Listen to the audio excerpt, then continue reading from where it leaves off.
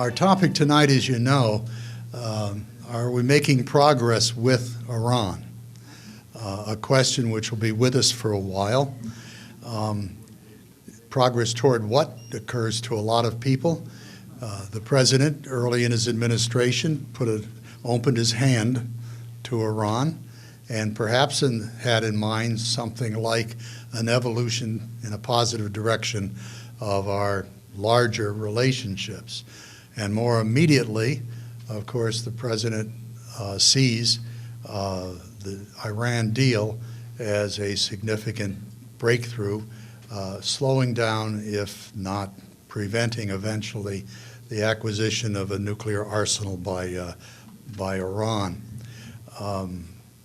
The arguments against the deal, most of us know, we've unleashed a regional imperialist who dislikes most of our allies in the regions, Israel and the United States. But that will be expanded as we look at the question tonight. We're absolutely delighted that we have with us one of the nation's foremost authorities on these matters. His career is, I think, of great interest. He is, by the way, a graduate of Oberlin College. I thought he went there because it was a wonderful liberal institution, but he's informed me it was one of the few co-ed institutions when he went there. He received his Ph.D. in economics from the New School for social research. He taught for a short time at Seton Hall, and then was employed by the International Monetary Fund, and then the World Bank, and he later was the editor of Orbis, a wonderful journal put out by the Foreign Policy Institute in Philadelphia, and then was at the Defense University for a number of years, particularly in the Institute for Strategic Studies. The last half of his career has been at one place, the Washington Institute for Near East Policy, where he serves as a senior analyst. He's director of research, and he's the director of the Initiative for Security with Iran. His career has been interesting. In glancing at a few of the things, he was talking about Iran and its strategic objectives more than 2 decades ago. And so it's a lot of time that he's been reflecting upon the foundations of the issue that's before us this evening. He's written over 150 articles on the Middle East and international economics. He's testified before congressional committees on at least 20 occasions. He's done op-ed pieces in the major newspapers. He's testified in legal cases concerning Iran, and he's written or edited 18 books or studies on Iran. The foundation is impressive. I think we're absolutely fortunate to have him with us this evening. It's a great pleasure to introduce Dr. Patrick Lawson.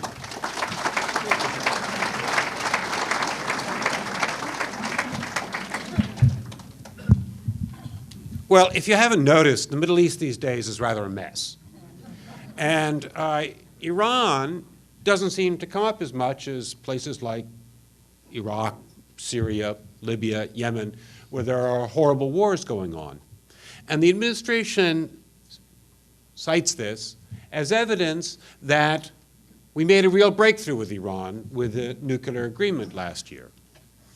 And indeed, one of the president's closest aides, a gentleman by the name of Ben Rhodes, was caught making some comments to which he thought were off the record, in which he explained that the Iran nuclear deal was the signature accomplishment of Obama's second term, the way that the Affordable Care Act had been the signature accomplishment of the first term. And that is how the administration looks at this when Obama sat for interviews with Jeffrey Goldberg of The Atlantic and was describing the things that he was proudest of, this Iran deal came up in the field of foreign affairs. Whereas the critics, on the other hand, have been very harsh about the deal. They point out that the deal was rejected by the House of Representatives by more than a 2-to-1 majority, and that the administration worked very hard to prevent a vote in the Senate because they knew that the majority of the Senate would reject the deal. And that, indeed, the deal went into effect only because the administration took it to the United Nations and had the UN Security Council adopt a resolution embodying the deal, so that the deal was not approved by the US Congress, but instead they took it to the Security Council. So we have very different opinions about this deal, and I thought it'd be useful to review how we got here, and then to look at what does the evidence suggest about how the deal is likely to unfold. First, how we got here. Well, this is a deal about nuclear proliferation. Now, that's a subject which quickly puts most people to sleep. They could care less, right? But it's one that President Obama has been fascinated with and concerned about since he was in the Illinois State Senate. He has had a decades-long passion about reducing nuclear weapons, the dangers from nuclear weapons. So he, as president, had one opportunity to put on a summit which brought world leaders to Washington, and over 40 world leaders came to Washington for a summit about what? About nuclear security, the security of nuclear materials. That summit did not make the headlines of any newspaper in the United States, but it was a subject near and dear to his heart. Obama had the chance for the first time in history to chair a meeting of the UN Security Council at the level of heads of government. First time ever. And what did he make it about? About the security of nuclear materials.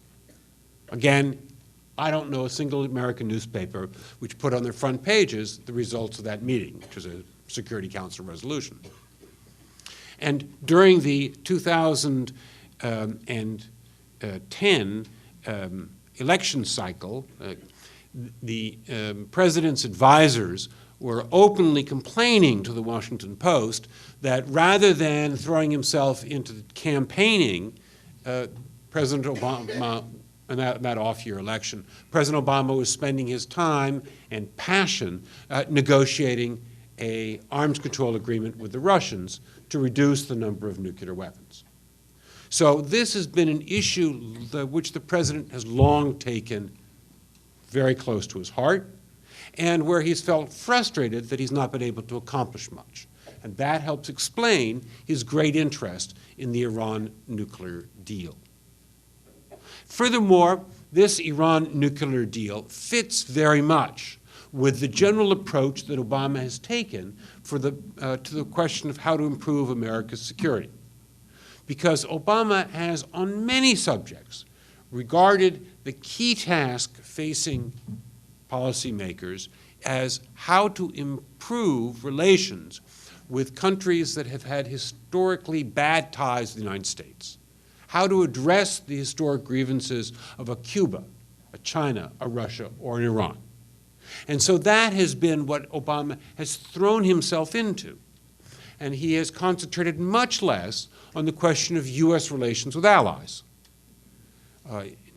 The allies in the Middle East, like Saudi Arabia and Israel, that are upset that they feel that they haven't gotten the attention from the Obama administration they deserve, the comment I make to them is that Obama hasn't paid much attention to the Japanese or the Brits or the Germans either. In fact, he managed to really anger the Canadians over the Keystone Pipeline deal. And angering Canadians is not an easy thing to do, right? So Obama has not been so concerned about the allies because his attitude has been, look, the allies, in the end of the day, they'll work with us, but we have to concentrate on how to improve ties with those countries with which historically we've had bad relations. So he saw an opportunity for a breakthrough with Iran, and that's what he worked on. So that's why he sees this agreement as really addressing the key security problems facing the United States, nuclear weapons, and doing it in the key way, which is working with a country with which we've historically had bad ties. Now, that has not been that popular an approach with the American people. Public opinion polling has repeatedly shown a result that might appear at first paradoxical, which is about 60-30 American people say that this was a bad deal, and by the same margin, about 60-30, they say the United States should sign and observe the deal.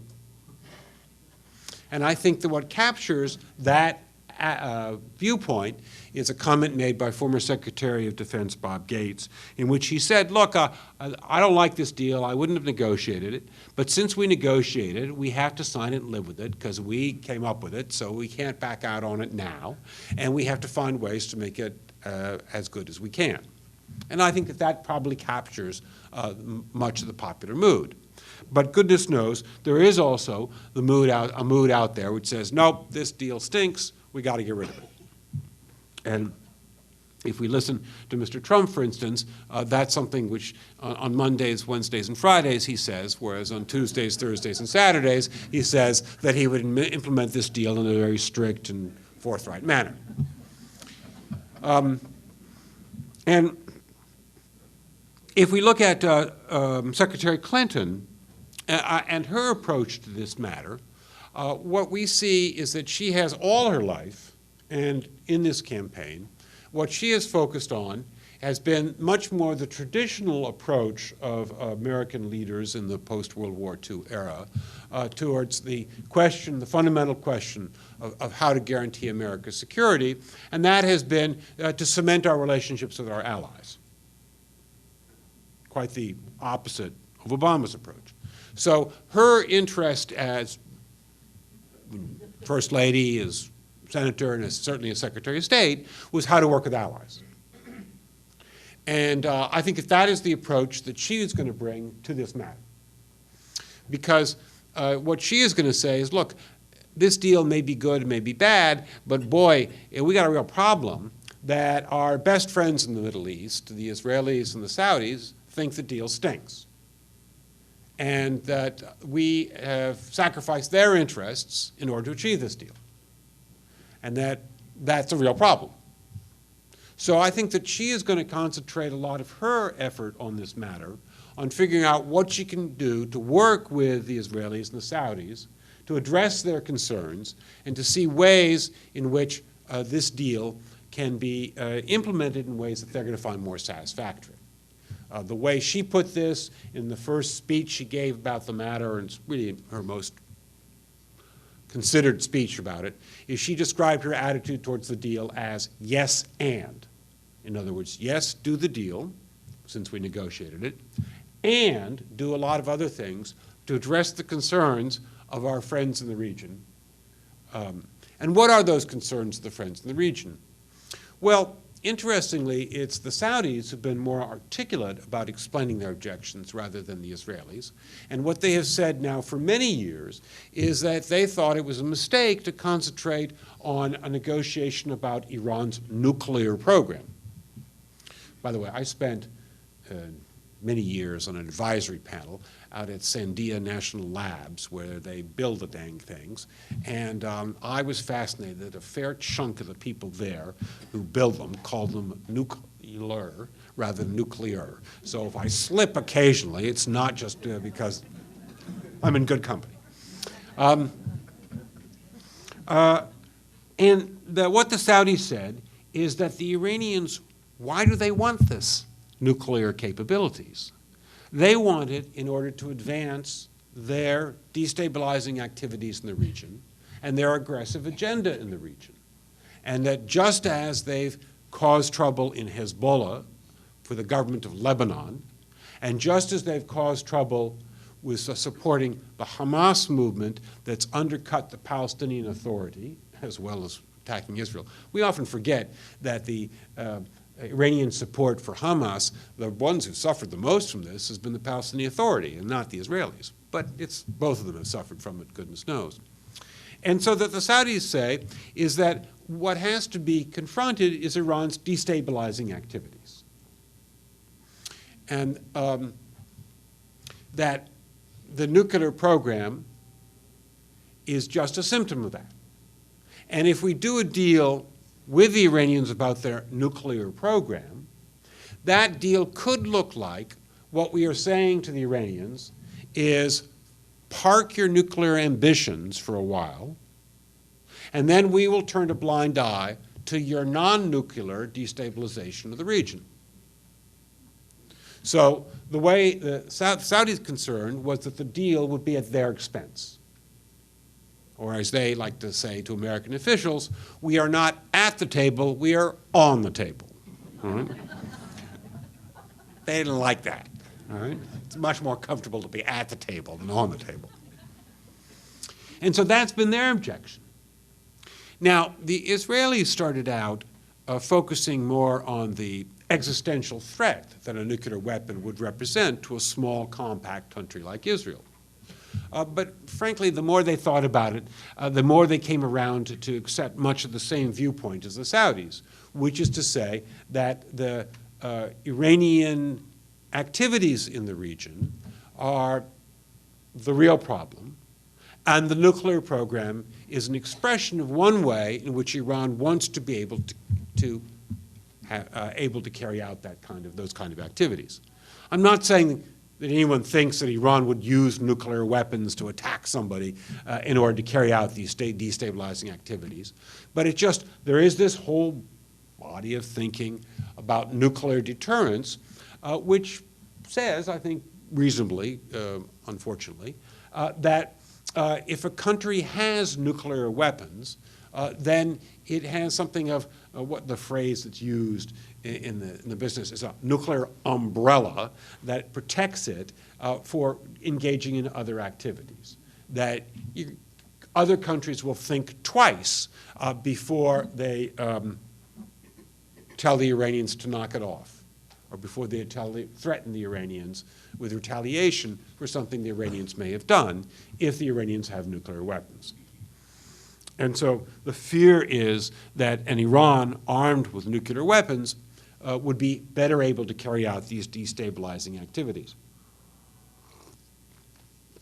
I should mention that not everybody accepts that viewpoint. There's some eminent political scientists who've argued that no, nuclear weapons actually help promote stability because they make countries take their actions more seriously and weigh carefully the consequences of what they're doing, because if there were to be, after all, a conflict, there could be such a horrible result. And I don't think much of that. There's one of the other eminent political scientists, after this viewpoint was put forward, said, what a wonderful theory. Let's apply the same things to automobiles.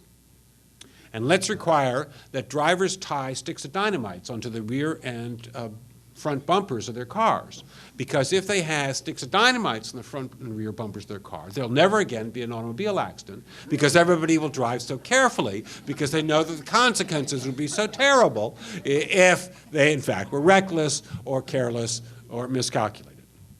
Well, my concern, and I think the concerns of many in the Middle East, is that the Iranians would be reckless and miscalculating. Not that they would engage in a deliberate attack, but that they would be reckless and miscalculating. And unfortunately, the people who were found by the international inspectors to be instrumental in Iran's nuclear program were the Revolutionary Guards, which is the same body that's responsible for Iran's support to international terrorists, and is the same group which is responsible for the periodic attacks on American ships in the Persian Gulf and threats against ships in the Persian Gulf. And it's not very encouraging that a bunch of people who engage in that kind of reckless behavior are the ones who were such central figures in Iran's nuclear ambitions. So anyway, that's the objections of the Saudis and of the Israelis to the Iranian nuclear program. And their feeling is that since the deal has been signed, what's happened is that Iran indeed has felt emboldened. The Saudis in particular feel that the Iranians have, since the deal had been signed, stepped up their destabilizing activities in Iraq, where they support these militias which operate quite independently of the government. Now recognize this is a very interesting situation because the Iranians present themselves as great friends of the Iraqi government, while at the same time they arm, train, and finance militias in Iraq which are only loosely coordinated with the government. And that the Iranians have also gone into Syria, not so much sent their own guys, although they sent a couple thousand of their own troops, but they have raised militias from Iraq, and especially from their friends in Lebanon called Hezbollah, but also people from Pakistan and Afghanistan, other countries, to go and fight in Syria. We sometimes talk about a Syrian civil war. Well, that's not really true. The fact is that most of the people fighting on both sides are non-Syrian. So that we often talk about the foreign fighters in Syria when we mean the people who've gone to fight, join the jihadists, like the ISIL. And there's about 10,000 of them. But there's about, which is down from about 15,000 a year ago.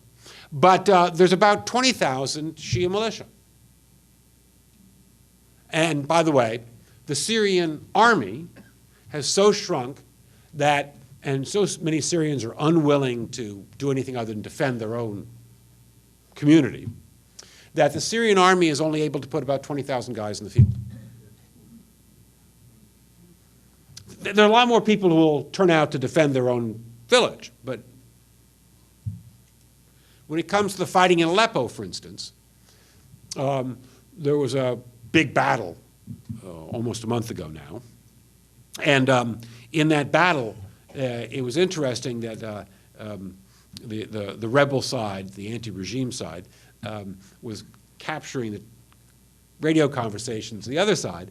And the militias, the Iranian-backed militias, were all complaining the Syrian army ran away, and they were left on their own to do the fighting. And that's indeed what happens. Right? In fact, this being the Middle East, the militias complained that the Iranian-backed Shia militias complained that they would fight hard, take position, hand it over to the Syrian Arab army, and then the Syrian Arab army would sell the position to the highest bidder. Welcome to the Middle East. So the Saudis complain that what's happening in Iraq, what's happening in Syria, and then from their perspective also what's happening in Yemen, is that an Iranian-backed movement came close to taking over Yemen. Now, it's true that the Iranians were quite surprised by this, and that they never spent that much effort working with this movement. But this movement really only had one friend in the world, it was the Iranians, and if they'd come to power, just guess who they would have become quite dependent upon.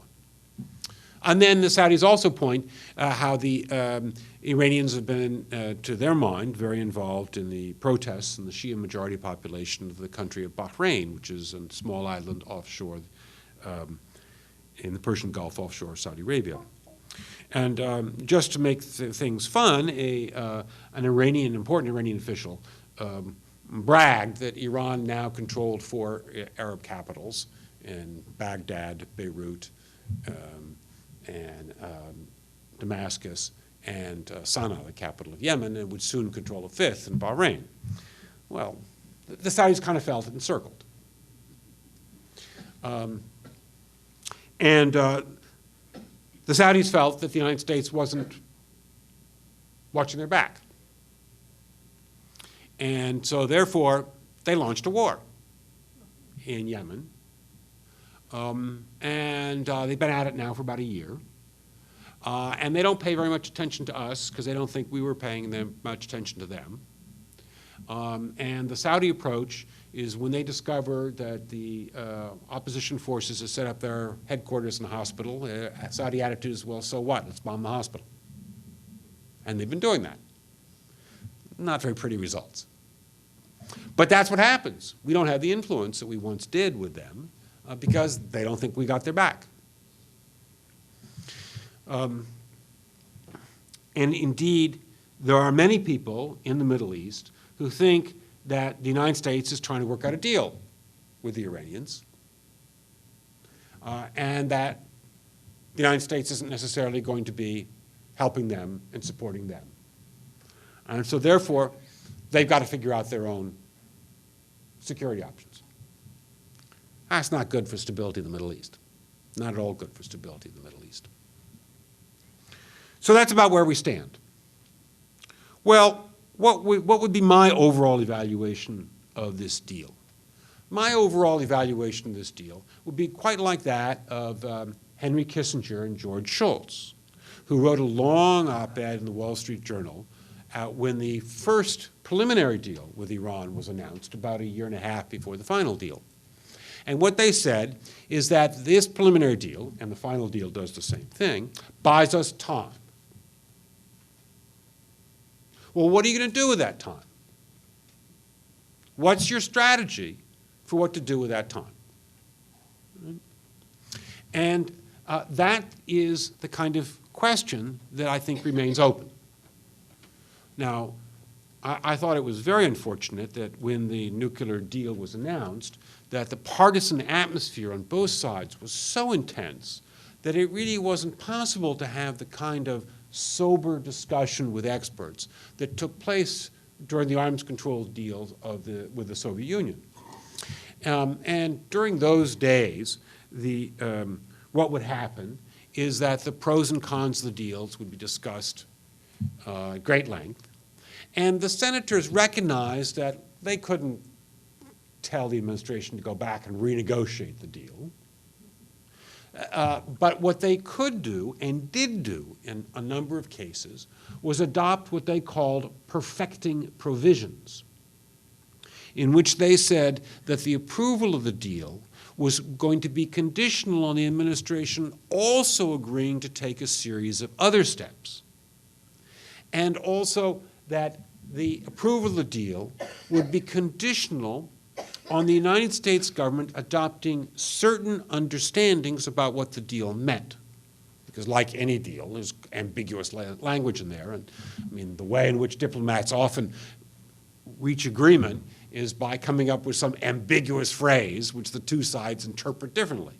And the Senate would say, wait a minute, we want to make sure that we understand how the U.S. government's going to interpret that. Doesn't mean that's how Iran's going to interpret it, but that's how the U.S. government will interpret it. It wasn't possible to have that kind of discussion because instead, both sides were out for blood. And I thought that was unfortunate because I thought that there was quite a lot that needed to be explored and discussed in this deal. And I say that because I'm very skeptical of a theory which was, I won't say universal, but it was popular among the Obama White House people. And that was a theory, being lawyers, they call it the theory of the case. That's what the phrase lawyers use. And the theory of the case was that by doing this deal, they could strengthen the hand of moderates like President Rouhani against hardliners like Supreme Leader Ali Khamenei, and that this would lead to Rouhani being given more authority over more areas in foreign affairs, more areas in domestic policy, and that over time Iran would evolve and change, open up to the outside world as its citizens clearly wish it to, and that Iran would see that there are benefits of cooperation with the West, and that therefore Iran would moderate over time. And that it's true that this nuclear deal really only puts limits on Iran for, depending on what subject, between 10 and 15 years. Very few provisions that last longer than that. But that there was good reason to hope that Iran would change during that time period. Well, I thought that was extraordinarily optimistic. And I must say that in the years since, there hadn't been a whole lot of signs of that kind of a change taking place at a very rapid pace. Now, it's true that there are some reasons to think that Iran may change. If we go back 20 years ago, Iran was a very different place than today. 20 years ago, Iran had very strict social restrictions in place, whereas today, Iran is really quite westernized.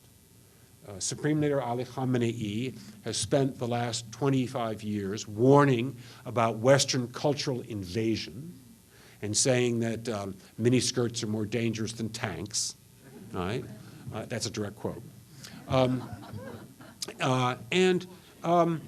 He was greatly afraid of a cultural invasion. He fears Hollywood much more than he fears Washington, right? I mean, his worst nightmare is much more Argo than it is invasion, right? And by the way, the fact that Michelle Obama was there to give the award, the only time a First Lady has ever given the award in the Academy Awards, clearly proves that this was part of a Washington plot to undermine the Islamic Republic. Well, there has been a cultural invasion, and Khamenei lost. I mean, lost big time. It's great fun. There was pictures circulating the other day of the White Party in Iran.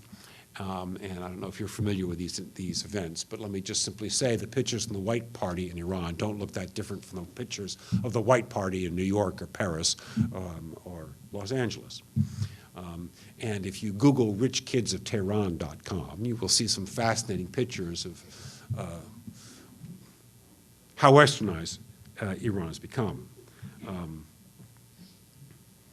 Indeed, a few years ago, there was an Iranian movie that won the Academy Award for the Best Foreign Language Picture. It was called Separation, and it's about divorce in a middle-class couple. And I think that it's a very interesting film to watch because it shows you a lifestyle which, frankly, people here would recognize. It's not ours, it's different than ours, yes, okay, but boy, it's a sure whole lot more like ours than anything you're going to find in any Arab country. So you could say that, all right, well, it's changing. Yes, that's true. On the other hand, Iran's foreign policy is not. And its determination to pursue revolutionary objectives abroad is not. And the grip of the revolutionary institutions inside Iran is not changing.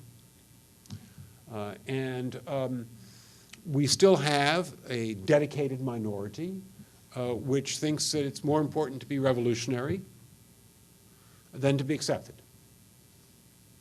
And they set a lot of policy. So Iran's president says he wants to open the country up to foreign investment, and these revolutionaries throw in jail now 11 dual national Western Iranian citizens, most of them Americans, on trumped-up charges, precisely to say to foreigners, don't even think about coming here. And so not much indications that Iran's going to back off on its revolutionary foreign policy. Take an example where you would think that the United States and Iran should be able to work together quite closely, and that is our common opposition to ISIL, the Islamic jihadist group. Well, surely there's an area where we can cooperate with Iran. Early this year, the U.S. Treasury Department designated as a special designated national foreign terrorist the person who they described as the principal fundraiser abroad for ISIL. He lives in Tehran. At the same time that the Iranians are raising militias to fight against ISIL, they allowed its principal fundraiser to live in Tehran. Now this pattern, which we saw during the conflict in Iraq as well, my colleague Jim Jeffrey, who was the U.S. ambassador to Iraq, would describe how he would go to see then Iraqi Prime Minister Maliki, who was a great friend of the Iranians and wanted to work closely with them. And Jim would point out to Maliki that your dear Iranian friends are the ones who are providing their rockets to the people who just rocketed your office yesterday, right? And that's what was happening. And even though at that time Al-Qaeda in Iraq was engaged in a horrific slaughter of Shia, they were getting most of their arms from Iran. The American military liked to describe this behavior as the Iranians bet on every horse in the race. More bet in some, less bet in others, but they bet in every horse in the race. Others, the former U.S. ambassador to Syria likes to say that Iran presents itself as the firefighter when actually they're the arsonist. That what Iran is doing is encouraging the most violent extremist attitudes on the Shia community, which then provoke violent extremist attitudes among the Sunnis, which allow Al-Qaeda and ISIL to recruit. So there's precious little basis for working together with them, especially because those 20,000 people in Syria the Iranians have armed, trained, and financed, not a one of them is fighting against ISIL. They're all fighting against the moderate opposition to the United States government has tried to support. Oops. So it's discouraging, and I think that we have our work cut out for us to make use of the time that's left in this agreement in order to be able to forge a broad consensus with our friends and allies in the Middle East about effective ways to stop Iran's, or at least to check Iran's destabilizing regional behavior, and ways to construct a broad international consensus that it would be unacceptable for Iran, after the nuclear deal expires, to make use of the rights that we have said Iran could have, rights to develop a very vigorous nuclear program, which would put Iran very close to having a nuclear weapon. Because the grave danger is that after what is only another 10 years, what's that in the eyes of history, Iran will be able to have, with our blessing, at least as far as this agreement's concerned, quite dangerous nuclear capabilities, which President Obama has described as putting Iran a few weeks away from having a nuclear bomb. That's President Obama's description of it. And I don't think that's a good situation. So I think we need to make use of the time that's available to us to figure out ways to check Iran's ambitions, to check Iran's nuclear ambitions and its regional ambitions. So in many ways, I'm with Hillary Clinton saying yes to this agreement because we signed it. We got to make it work. But I say that the best way to make this agreement work, and work for the United States and work for the stability of the region, is to do the and as well. Those steps which will check Iran's regional ambitions and check Iran's nuclear ambitions. That open questions.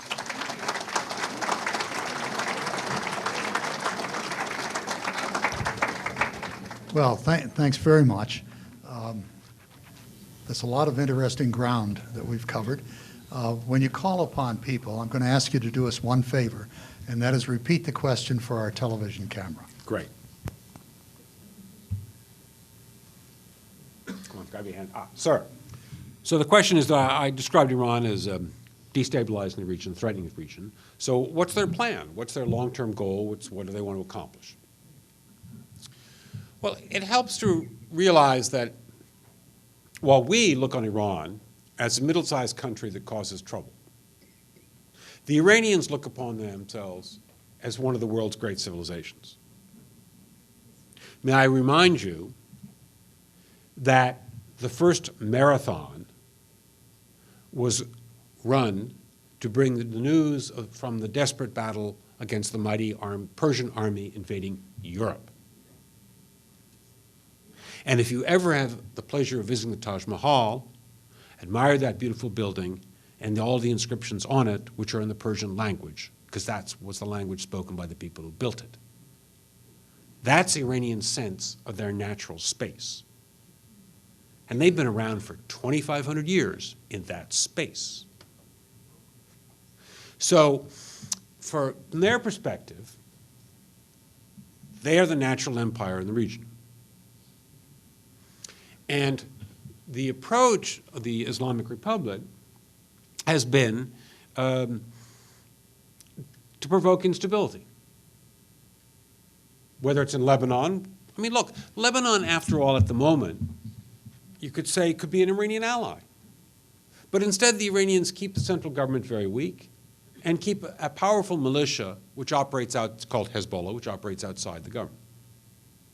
And that's similarly what they've been doing in Iraq and in Syria. The Iranian approach is to weaken existing state structures and to create alternative institutions beholden to them. And that's how they think they're going to have influence in the region. They'll be the ones calling the shots. The last man standing. That's their vision, right? And you know, it's worked pretty well for them. It's worked pretty well. I mean, what they've done is construct a situation in which they can't be blamed for what their allies do. No one can retaliate against them for what their allies do. It doesn't cost them very much. It's not their people who get killed. And it leaves them as the big power in the region where everybody else is destabilized. So that's the vision. Sir, the comment that was made was that this gentleman had a good friend, I believe a college classmate, who had been one of those held during the Iran hostage affair all those many years ago, back in 1979 to 1981. And he is concerned that events today seem rather reminiscent of the events back then, and feels that the United States has overly dependent on the Middle East because of our dependence on oil. And that surely we ought to be able to find a way to reduce our dependence. Well, just so happens to have been the subject of my last big study. Look, the United States is dramatically reducing its dependence on foreign oil. But I very much doubt that that's going to make much difference to our position in the Middle East. Because I think the main reason that we have been involved in the Middle East has been because Middle Easterners excel at causing trouble. And when we ignore the Middle East, and 5 presidents in a row when they come into office have wanted to turn away from the Middle East and said that their predecessors spent too much time on the Middle East, the Middle East came back and bit us in the butt. May I remind you that the last big time we decided that we could ignore the Middle East, that was in the years leading up to the September 11th, 2001 attacks. Didn't work out so well.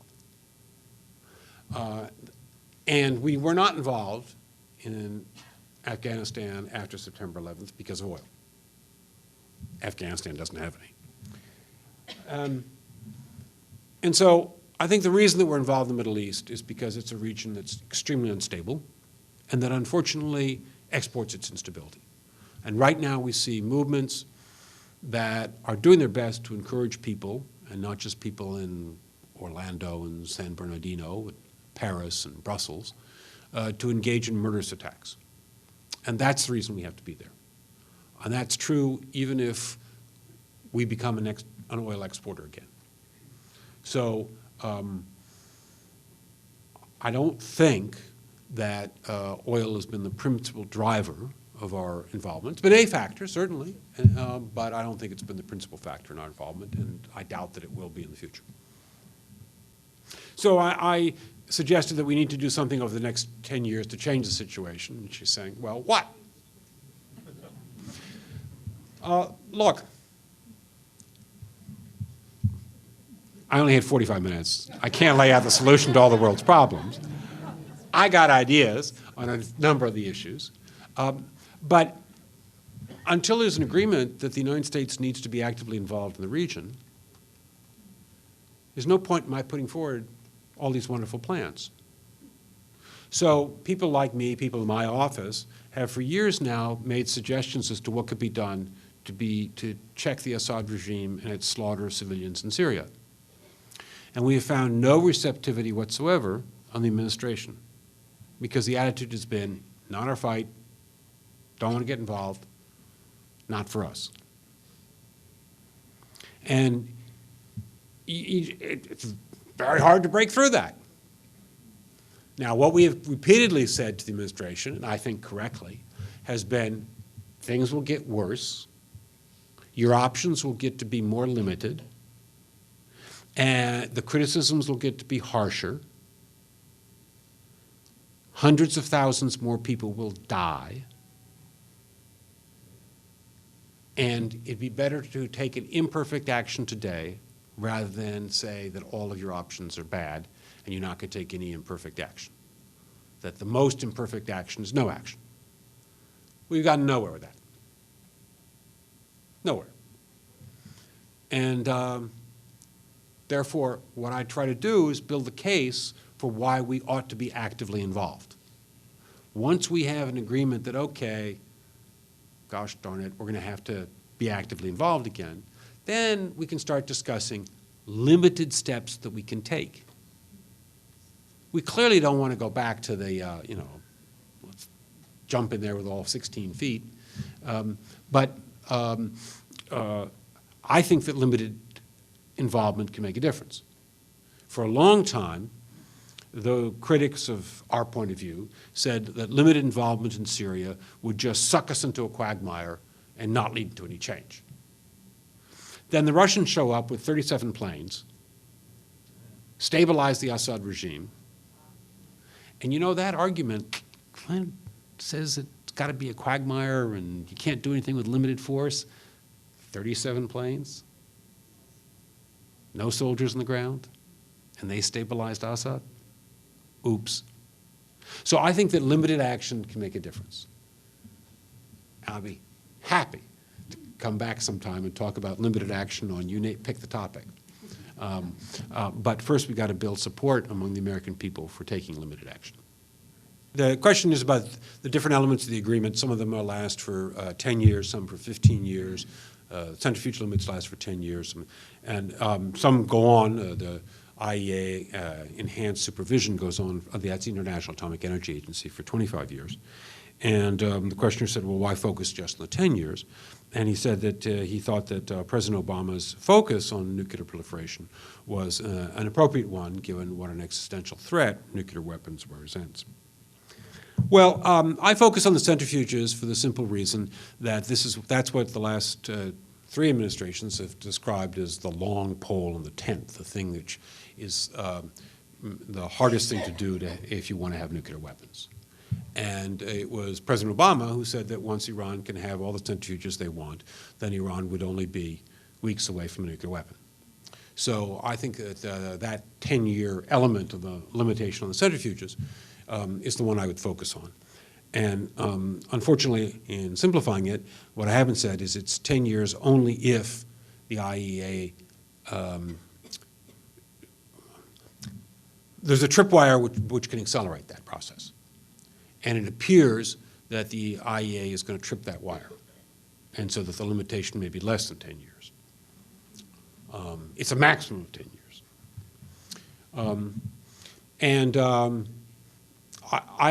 As for Iran's commitment to the Non-Proliferation Treaty, well, Iran's been a member of the Non-Proliferation Treaty for 45 years.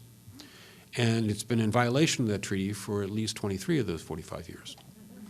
That doesn't inspire great confidence about how Iran will behave in the future. I say for at least 23 of those years. The man who used to be the deputy director of the IAEA and the chief inspector for Iran thinks it's been for 33 years. But hopefully I'm wrong. I think nuclear proliferation is a grave risk, and I think it's important that we find ways to check it. That's why I'm particularly disturbed that we have agreed in this thing with the Iranians, a deal with the Iranians, that we put in the text that we say that Iran has the right to develop highly enriched uranium, which is the fuel for nuclear weapons, after the deal's over. I thought that was a mistake.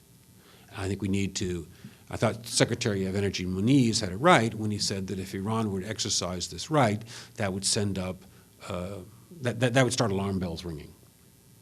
And I think that we need to begin now to forge a broad international consensus that Iran may have the right to do that, but boy, if they do it, we're going to have to take some strong actions because there is no use for highly enriched uranium beyond microscopic amounts that have some medical uses, besides making nuclear weapons. They're not used for power stations. And so it's precisely because I worry about the proliferation that I want to see the deal strengthened, and that I want to see us find ways to have a consensus which reinforces the deal and which persuades our allies in the region, like Saudi Arabia, that they don't have to develop the same capabilities as Iran. And so I think that strengthening the regime, strengthening the system here, is going to help make the non-proliferation, improve the non-proliferation prospects. I'm not an opponent of the deal. I want to make this deal work better. So the question is about the recent talk here by the ambassador from Pakistan, who talked about the role of his country in representing Iran diplomatically in the United States, and asking what's the likely future of that, and do I see the role for an Iranian ambassador? Well, pardon my being undiplomatic, but the reality is that the Iranian representation here in the United States has been done by Iranian Americans, 35 of whom work at the Iranian interest section, which is located a few blocks from my house. And Pakistanis have nothing to do with that. And on the question of an Iranian ambassador in the United States, well, the countries work on the basis of reciprocity. And the Iranians are unlikely to be allowed to have an ambassador in the United States until there could be an American ambassador in Iran. You may recall the last American diplomats in Iran had certain difficulties. And you may recall that Secretary Clinton has had a certain criticism about what happened in Benghazi that made her kind of concerned about embassy security. And may I point out to you that last year the Iranians burnt down the Saudi embassy, and the year before that they burned down the British embassy? None of this is particularly encouraging.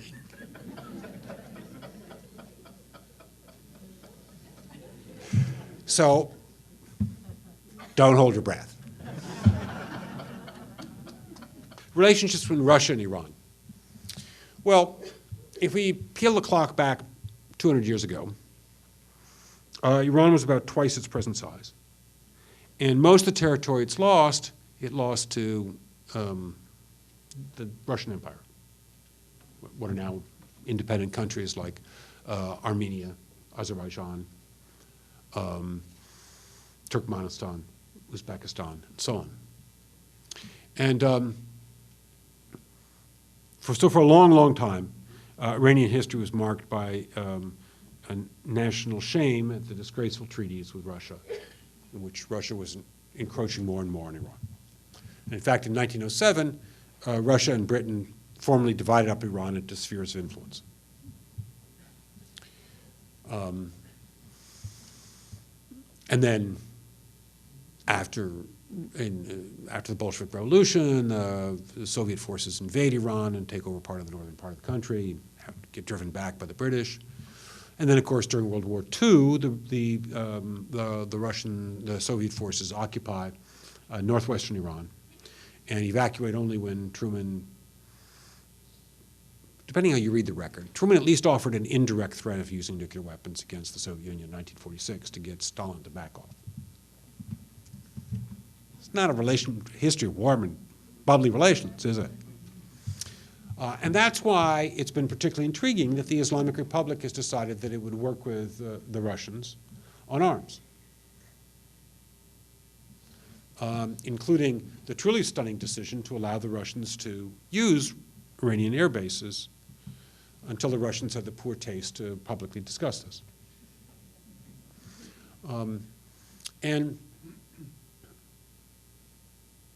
if I were Putin and I were thinking about, okay, what could I do that's really going to change the balance of power in the region and show that I'm a great power, I would be eager to develop better strategic relations with the Iranians, because I can think of nothing which would more discomfort and concern the United States military than a close military relationship between Russia and Iran. Now, I think that's a very distant prospect. But, as I say, look, if I were Putin, I would say it's a more fertile territory than trying to do something in the Baltic countries. So, watch this space. Unlikely anything will happen, but if it did, that would be a serious setback for the U.S. image in the region, and would feed the perception in the region that the United States is on the retreat and that history is on the side of U.S.'s enemies. Not good. So the question is, what's the attitude of the British, the French, and the Germans towards having a coalition to confront Iranian misdeeds in the region? Well, the Brits are kind of preoccupied with something else at the moment. And the Germans have had an extra million guests, and they've come off a few years when they've been kind of worried about a place called Greece and other such things. So they've kind of been preoccupied with other things. The only ones who've been paying rather close attention to this are the French, who, for historical reasons, care about nuclear weapons more than almost anybody on this planet, because it's one of the few things that gives France a claim to be a great power, is its nuclear status. And so the interesting phenomena is that the French elite is much more conversant with nuclear issues and thinks about it much more than the American elite. And so we had an interesting phenomenon all during these nuclear negotiations in which it was the French who were complaining about the Americans taking too soft a position. Now, at the same time, the French will also say, you did the deal, and that deal allows us to do business, we're going to do all the damn business we can. Which we might regard as hypocritical, but they say, look, you're the one who did the deal, so we're going to do it. But even with the French, they got other things on their plate. They'd be delighted if the United States takes this one on. Thank you.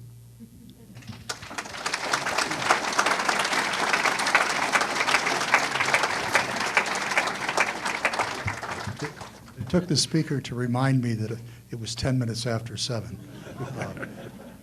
I think the entire evening was interesting, covered a lot of ground, and a lot of interesting observations.